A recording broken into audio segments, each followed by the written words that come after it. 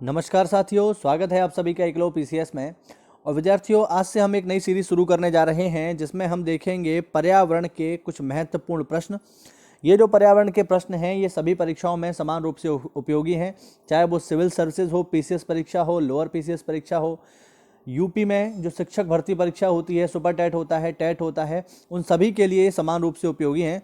तो चलिए बिना किसी देरी के शुरू करते हैं इनको। और अगर आप इस वीडियो लेक्चर की पीडीएफ प्राप्त करना चाहते हैं, इन प्रश्नों की पीडीएफ प्राप्त करना चाहते हैं, तो ज्वाइन करें हमारा टेलीग्राम चैनल एकलव्य पीसीएस। और अगर आप चैनल पर नए हैं और वीडियो आपको अच्छा लगे तो वीडियो को सब्सक्राइब करना चैनल को सब्सक्राइब करना ना भूलें। चलिए देखते हैं यहाँ पे क्वेश्चन नंबर 1। अब पहला प्रश्न है यहाँ पर, वायुमंडल की सबसे निचली परत को किसके रूप में जाना जाता है। देखिए विद्यार्थियों, ये सवाल बहुत ही इंपॉर्टेंट है और आप सभी ने वायुमंडल की परतों को पढ़ा होगा।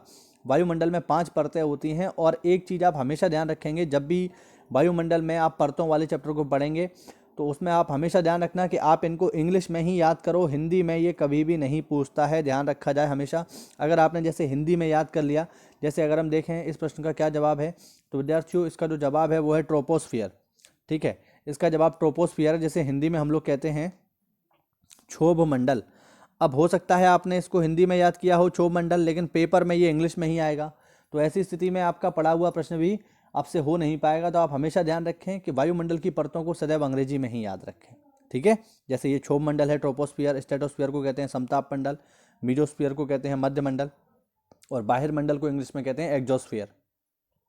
तो काफ़ी इंपॉर्टेंट है ये। चलिए बढ़ते अगले प्रश्न की ओर। अगला प्रश्न है, निम्न में से कौन सा कथन समताप मंडल के बारे में सही नहीं है, ये पूछ रहा है। इनमें से कौन सा ऐसा कथन है जो समताप मंडल के बारे में सही नहीं है। समताप मंडल यानी हम यहाँ पे बात कर रहे हैं स्ट्रेटोस्फियर की। तो पहला कथन है कि यह क्षोभ मंडल के ऊपर होता है, बिल्कुल सही बात है, क्षोभ मंडल के ऊपर ही होता है, इसमें कोई डाउट नहीं है।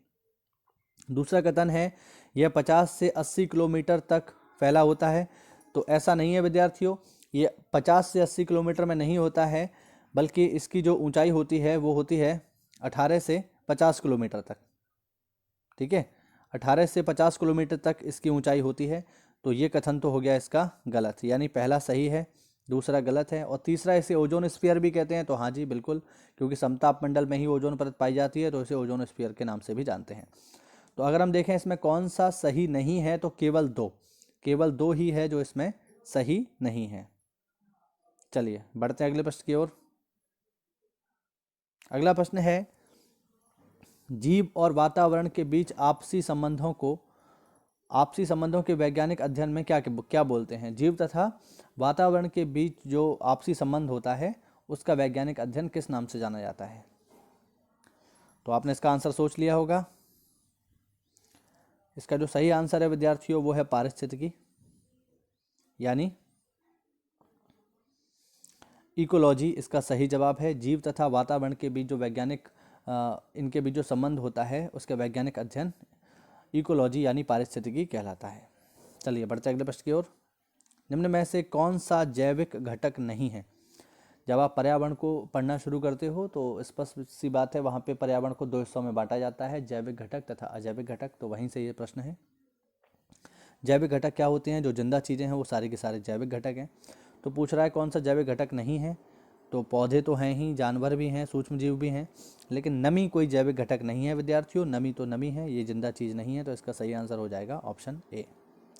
चलिए आगे बढ़ते हैं। आगे है प्रश्न नंबर 5, कौन सा अजैविक घटक नहीं है। बिल्कुल जस्ट ऊपर वाले प्रश्न का उल्टा है, अजैविक घटक नहीं है, यानी अजैविक घटक वे होते हैं जिनमें जीवन नहीं होता है। तो अगर हम देखें कि कौन सा अजैविक घटक नहीं है, तो सूक्ष्म जीव जो हैं अजैविक घटक नहीं है, बल्कि सूक्ष्म जीव क्या है, अभी हमने ऊपर ही देखा था, ये तो जैविक घटक हैं। बाकी पानी हो गया, तापमान हो गया, मिट्टी हो गया, ये सभी अजैविक घटक हैं। तो यह इसमें पूछ रहा है कौन सा अजैविक घटक नहीं है, तो इसका सही जवाब होगा ऑप्शन सी। आगे बढ़ते हैं क्वेश्चन नंबर 6, वह कौन सा प्रोसेस है जिसके अंतर्गत पौधे सूर्य की सहायता से अपना भोजन बनाते हैं। बहुत ही सिंपल सा सवाल है और सभी लोगों को इसका जवाब पता होगा। ऑप्शन है श्वसन, प्रकाश संश्लेषण, निर्जलीकरण, या इनमें से कोई नहीं।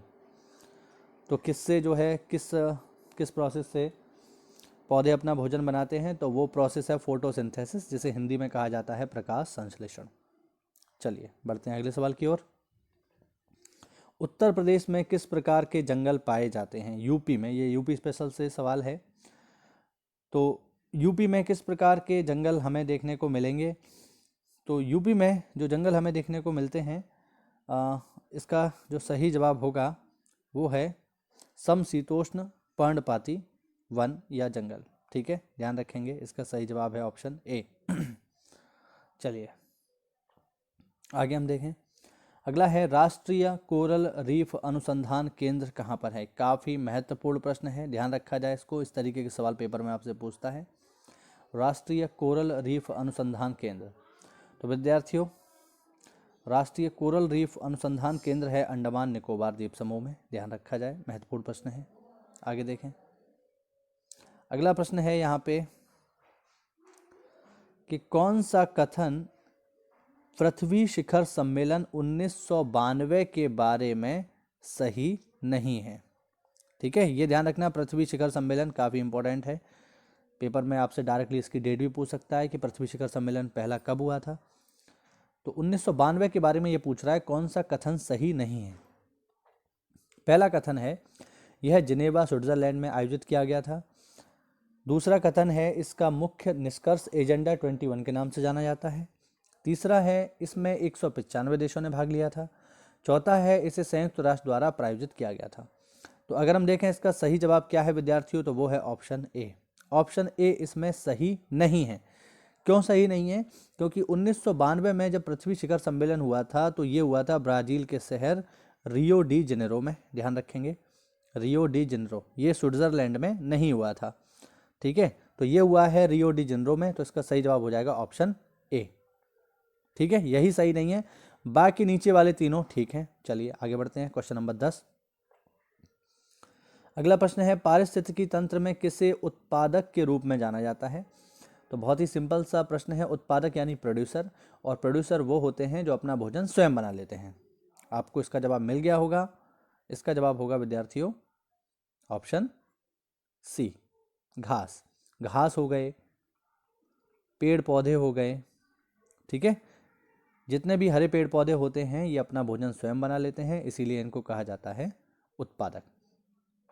इसके अलावा होते हैं उपभोक्ता, जो अपने भोजन के लिए अन्य जीवों पर आश्रित होते हैं। हम सबको पता है उपभोक्ता 3 प्रकार के होते हैं, प्राथमिक उपभोक्ता, द्वितीयक उपभोक्ता और तृतीयक उपभोक्ता। चलिए बढ़ते हैं अगले प्रश्न की ओर। अगला प्रश्न है निम्न में से कौन सी ऊर्जा जैविक मात्रा में सबसे ज़्यादा इस्तेमाल की जाती है?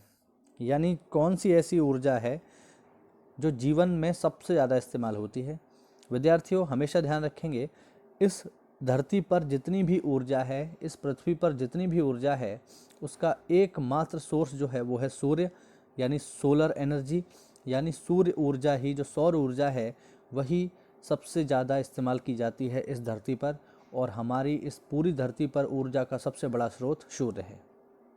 चलिए बढ़ते अगले प्रश्न की ओर। ये काफ़ी महत्वपूर्ण प्रश्न है। प्रश्न है ओरिजिन ऑफ स्पाइस नामक पुस्तक किसने लिखी है? ये लेखक इसके पूछ रहा है। तो इसके जो लेखक हैं वो हैं चार्ल्स डार्विन, बहुत ही महत्वपूर्ण व्यक्ति हैं ये, और बायोलॉजी में इनका काफ़ी योगदान है। इन्होंने बताया कि किस तरीके से जीवों का विकास हुआ है, तो जीवों के विकास क्रम का सिद्धांत देने में चार्ल्स डार्विन का नाम अमर है। चलिए अगला प्रश्न देखें। कौन सा व्यक्तित्व चिपको आंदोलन से संबंधित है? तो चिपको आंदोलन काफ़ी फेमस है। चिपको आंदोलन के बारे में मैं कुछ चीज़ें आपको बता दूं। चिपको आंदोलन हुआ था उत्तराखंड में, और उत्तराखंड में ये आंदोलन हुआ था 1974 में। ध्यान रखेंगे 1974 में ये आंदोलन हुआ था, चिपको आंदोलन। और इस आंदोलन का नेतृत्व करने वाले व्यक्ति थे सुंदरलाल बहुगुणा। इसमें क्या होता था, इसमें महिलाएं जो हैं पेड़ के चारों ओर चिपक कर खड़ी हो जाती थी, जिससे उस पेड़ को काटा ना जा सके। तो काफ़ी अंतर्राष्ट्रीय ख्याति प्राप्त की थी इस आंदोलन में, और इस आंदोलन में उत्तराखंड की जो गढ़वाल क्षेत्र की महिलाएं हैं उनका प्रमुख योगदान था। चलिए बढ़ते अगले प्रश्न की ओर। प्रश्न नंबर 14। मेधा पाटकर किससे संबंधित हैं? ऑप्शन है इसके टिहरी बांध आंदोलन, गोदावरी बांध आंदोलन, स्वच्छ गंगा आंदोलन या नर्मदा आंदोलन। हालांकि इसमें जो पूरा होना चाहिए वो होगा नर्मदा बचाओ आंदोलन। तो विद्यार्थियों इसका जो सही जवाब है वो है ऑप्शन डी, नर्मदा बचाओ आंदोलन, और ये आंदोलन हुआ था 1985 में। ध्यान रखेंगे 1985 में हुआ था नर्मदा बचाओ आंदोलन। और कहाँ हुआ था? तो गुजरात में हुआ था। और क्यों हुआ था? क्योंकि गुजरात में अभी आपने सुना होगा बड़ा ही फेमस बांध है जिस पर दुनिया का सबसे ऊंचा स्टैचू भी लगा हुआ है, और वो बांध है सरदार सरोवर बांध। और उसी बांध के निकट आप देखेंगे कि सरदार पटेल की बहुत बड़ी प्रतिमा लगी हुई है, स्टैचू ऑफ यूनिटी।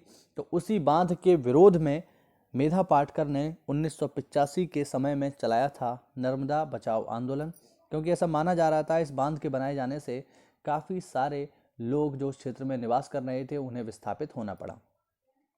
इसके विरोध में इन्होंने ये आंदोलन चलाया था। चलिए बढ़ते अगले प्रश्न की ओर। सूर्य से निकलने वाली ऊर्जा पृथ्वी पर किस रूप में पहुंचती है?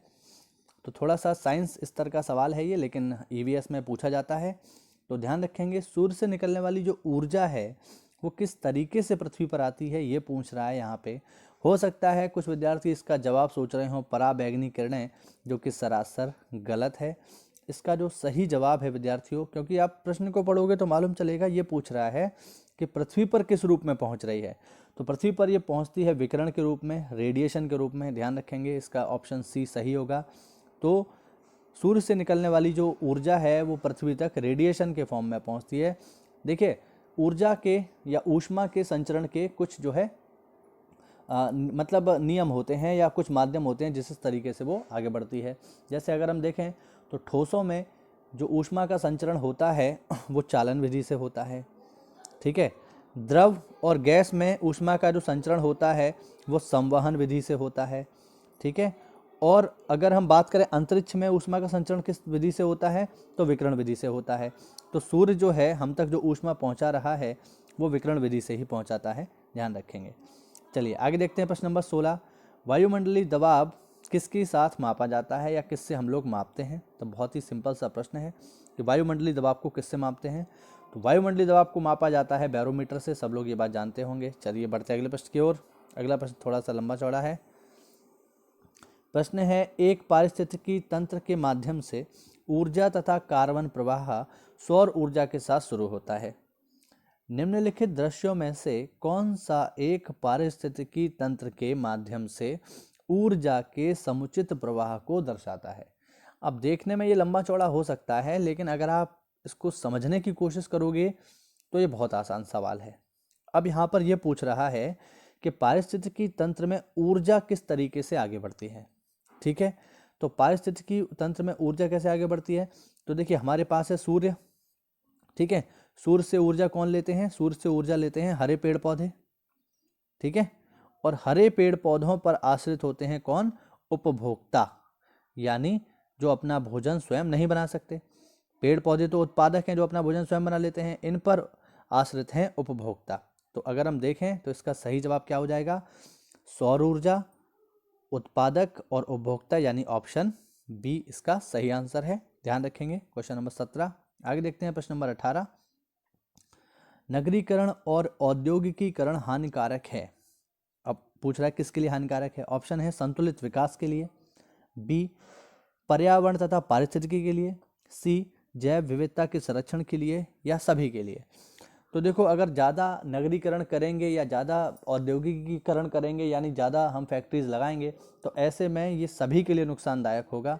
सतत विकास के लिए भी नुकसानदायक होगा, पर्यावरण के लिए भी, और जीव जंतुओं के लिए भी होगा। तो इसका सही जवाब है ऑप्शन डी। आगे बढ़ते हैं। प्रश्न नंबर 19।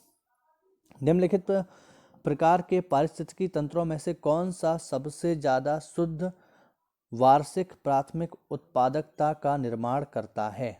ये पूछ रहा है यहाँ पे कि कौन सा सबसे ज़्यादा शुद्ध वार्षिक प्राथमिक उत्पादकता। अब देखो इस सवाल को थोड़ा हमें समझना पड़ेगा। कैसे समझना पड़ेगा कि सवाल पूछ क्या रहा है? सवाल ये पूछ रहा है वह कौन सा पारिस्थितिकी तंत्र है जहाँ पर सबसे ज़्यादा उत्पादक आपको मिलेंगे। तो उत्पादक आपको सबसे ज़्यादा कहाँ मिलेंगे, या उत्पादक क्या हैं? तो उत्पादक हैं हरे पेड़ पौधे। अच्छा, अब हरे पेड़ पौधे आपको कहाँ मिल सकते हैं? तो हरे पेड़ पौधे आपको वहाँ मिलेंगे जहाँ पर खूब तो वर्षा हो और खूब जो है धूप निकले। तो वो कंडीशन हमें कहाँ मिलती है विद्यार्थियों?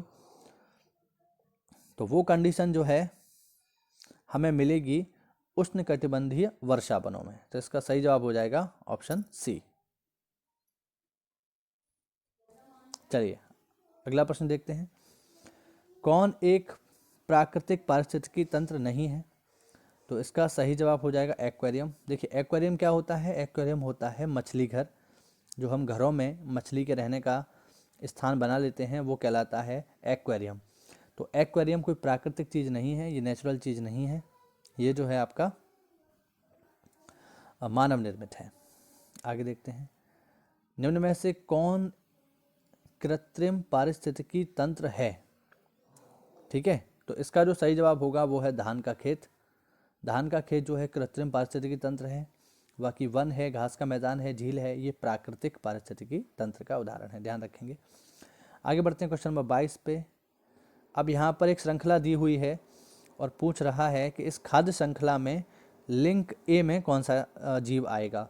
जैसे सबसे पहले हैं पादप, फिर हैं कीट, फिर है मेढक, फिर यहाँ पर खाली जगह है और फिर है बाज। यानी पादप को खाते हैं कीड़े, कीड़े को खाता है मेढक, तो मेढक को यहाँ कौन खाएगा ये पूछ रहा है। तो मेढक को कौन खा लेगा? मेढक को खाएगा कोबरा, सांप खा लेता है बेसिकली मेढक को। तो इसका जो सही जवाब हो जाएगा वो हो जाएगा ऑप्शन बी। उसके बाद कोबरा को खा जाएगा बाज, या मोर भी आ सकता है यहाँ पर। चलिए अगला प्रश्न देखें। पारिस्थितिकी शब्द को किसने प्रतिपादित किया था? तो पारिस्थितिकी शब्द को प्रस्तावित करने वाले व्यक्ति थे अर्नेस्ट हीकल। काफ़ी फेमस सवाल है, सब लोगों को पता होना चाहिए। आगे देखते हैं। हाल ही में भारत का 42वां आर्द्रभूमि स्थल, ये बहुत ही इंपॉर्टेंट होते हैं ईवीएस के लिए। जो आर्द्रभूमि यानी वेटलैंड होते हैं वो बहुत ही इंपॉर्टेंट है। अगर आप जानना चाहते हैं वेटलैंड क्या है तो ऊपर आई बटन पर लिंक आ रहा होगा, उस पर क्लिक करके आप देख सकते हो कि क्या होते हैं आर्द्रभूमि स्थल।